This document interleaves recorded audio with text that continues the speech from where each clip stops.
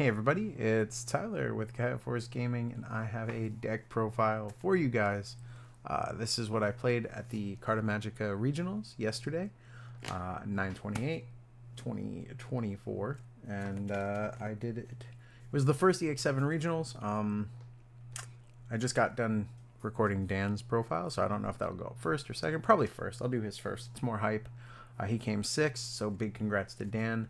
Before we get started, big congrats to Tamer, who played in the GFG events all the time, tests with us sometimes, he's a grinder. He came first at this regionals with 7 Demon Lord.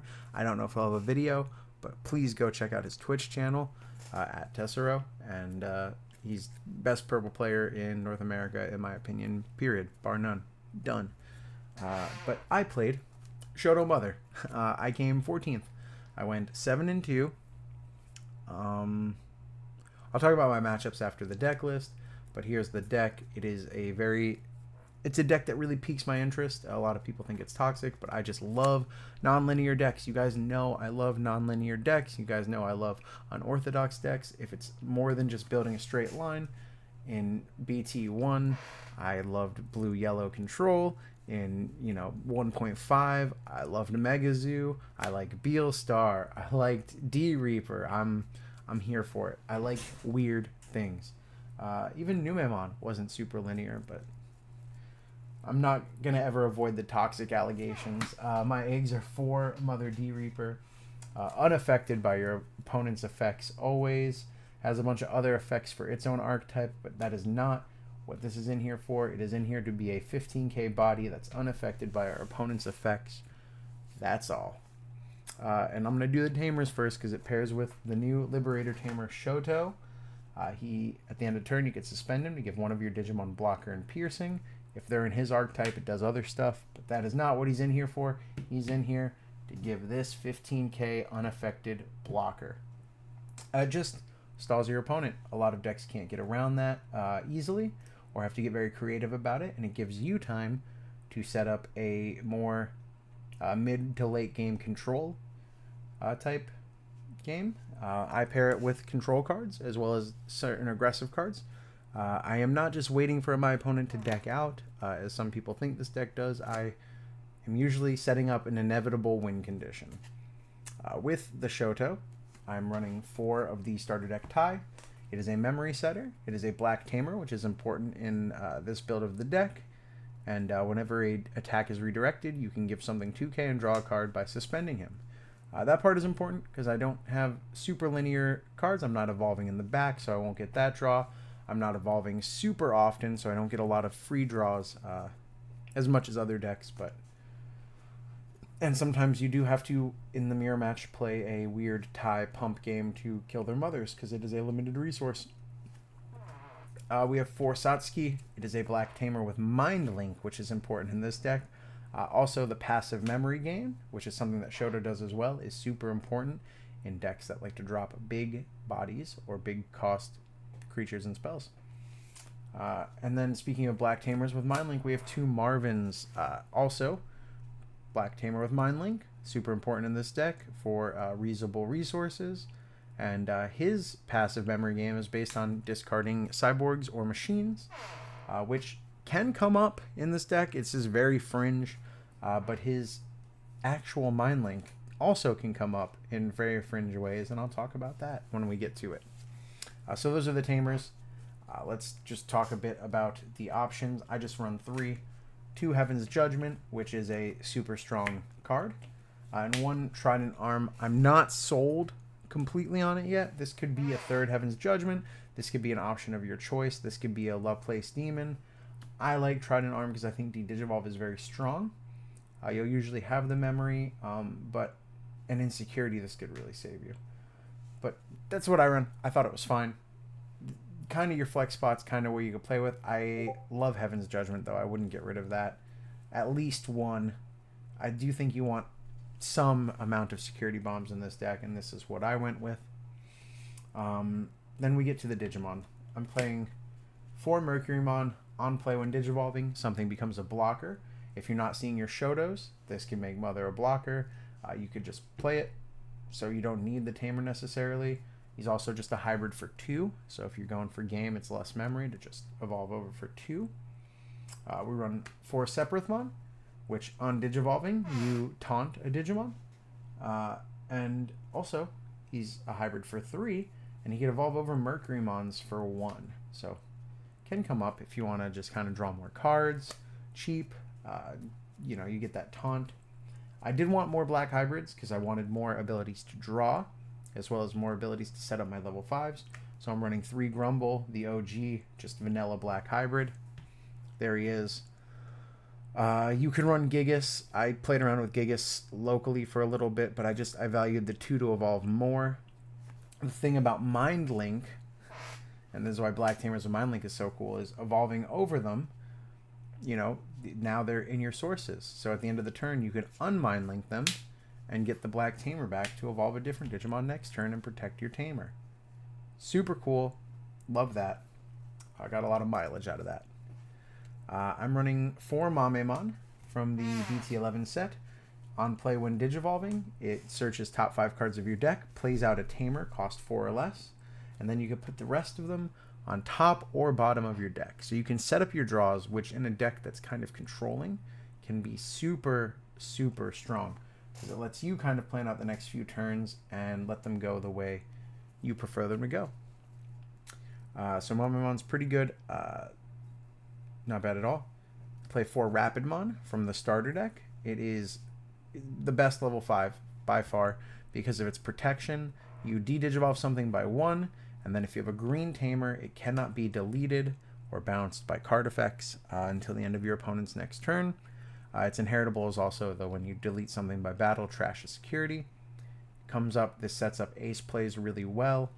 Also, just if you need a body on board that survives, really strong. It's also an on play, so you can just slam it. Again, these are both just slammable.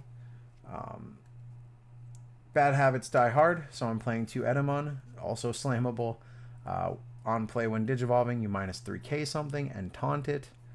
It sets up aces pretty well.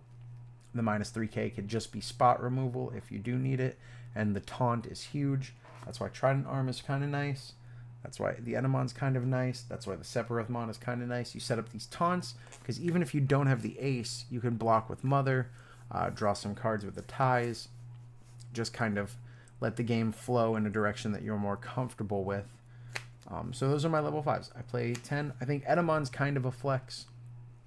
I wanted more level 5s, so I did go with that. Edamon is strong. There's even an argument to run 3 Edamon, 3 Mame, but I would never go less than 4 Rapid. For the top end, I'm running 4 of the Mega Gargo Ace. Mega Gargo Ace is, I still think, the best ace in the game. It just does so much. On Digivolve, it unsuspends. It has blocker and reboot, which is huge in this deck. It has a end of attack. It unsuspends, which if you want to be aggressive, that's really strong. With the Rapidmon underneath it, you could clear a body, trash a security, and then take a check. Also, when it Digivolves, you suspend 2 things, so it saves you some aggression, and then you could choose 2 things to not unsuspend or Digivolve until the end of the turn, which is huge, because the biggest thing against a Sea of Imperial Dramon, if they're swinging into you to try and trigger their own Primogenitor, you evolve into Mega Gargo and choose that Digimon, they can't protect it anymore with the Primogenitor because they can't Digivolve it. That's a huge play. It happened a couple times. Mega Gargomon is a machine. Rapidmon is a cyborg. They're the only ones in the deck at the moment, so Marvin, if you need to gain the memory really bad, you can pitch them. Also, if you evolve over Marvin with a hybrid and then into Rapid, he now has jamming, so you can just take a free shot. Because Marvin gives jamming and blocker. You can leave it under the Rapid to give it blocker in a pinch.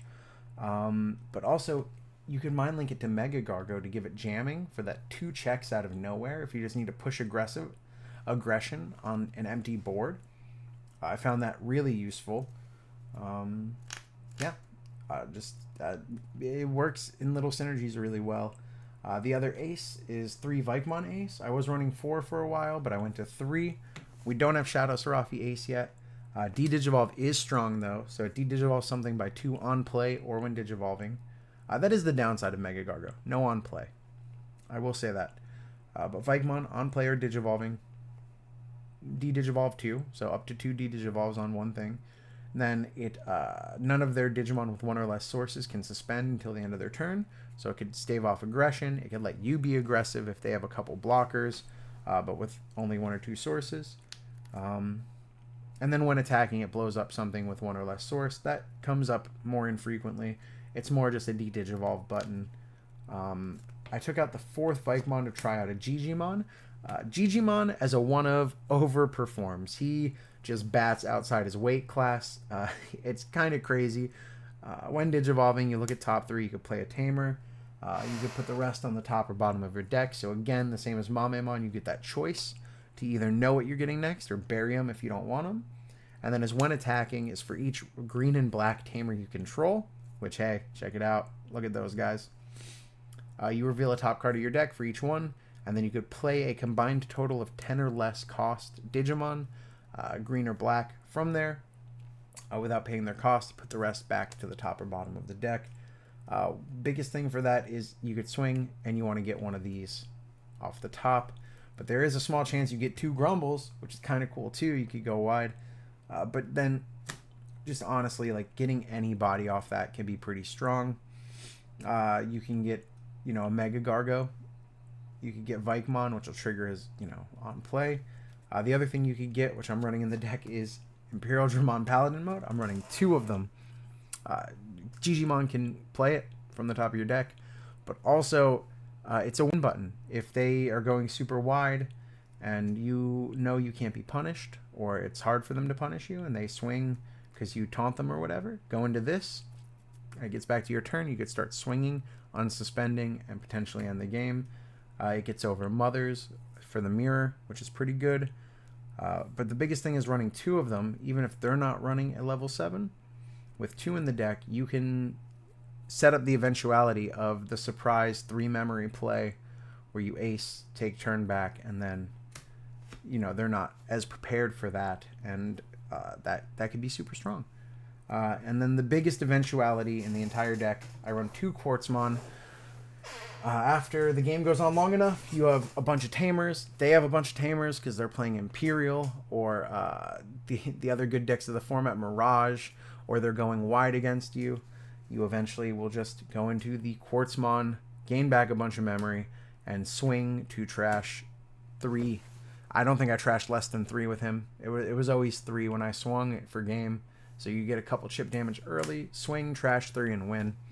That is the win button. The Quartzmon, it's very strong.